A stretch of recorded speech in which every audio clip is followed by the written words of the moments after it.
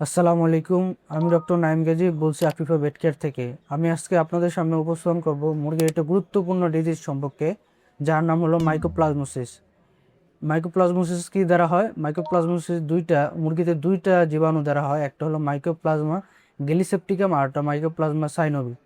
এই দুটা জীবাণু দ্বারা মাইকোপ্লাজমোসিস হয়। এইগুলো হলো ব্যাকটেরিয়া। এখন আসুন, এই মাইকোপ্লাজমোসিস কিভাবে ছড়ায়। এই মাইকোপ্লাজমোসিস খাবারের মাধ্যমে ছড়ায়, একটা মুরগি থেকে আরেকটা মুরগিতে ডিরেক্ট কন্ট্যাক্টের মাধ্যমে, অর্থাৎ ডিরেক্ট সংস্পর্শে আসলে ছড়ায়, এবং ডিমের মাধ্যমেও ছড়াইতে পারে। এবং একটা গুরুত্বপূর্ণ কথা বলে রাখি, মাইক্রোপ্লাজমিক যদি একবার ফার্মে ঢুকে, তাহলে একে সম্পূর্ণরূপে নির্মূল করা খুবই কঠিন। এটি ফার্ম থেকে কোনোভাবে সম্পূর্ণরূপে যায় না। তো এক্ষেত্রে আমাদের করণীয় কি?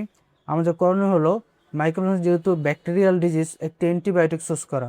আমরা মাইক্রোপ্লাজমোসিস ক্ষেত্রে অ্যান্টিবায়োটিক চুজ করি, যেমন টিয়ামুলিন, টাইলোসিন, অ্যান্ড্রোসিন, এই জাতীয় রক্সিসাইক্লিন, এই জাতীয় ওষুধগুলো মাইক্রোপ্লাজমোসিসের ক্ষেত্রে চুজ করি।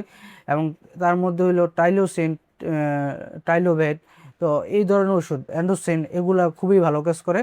আমরা যদি এগুলো ইউজ করি, আশা করি মাইক্রোপ্লাজমোসিস থেকে কিছুটা পরিত্রাণ পাবো।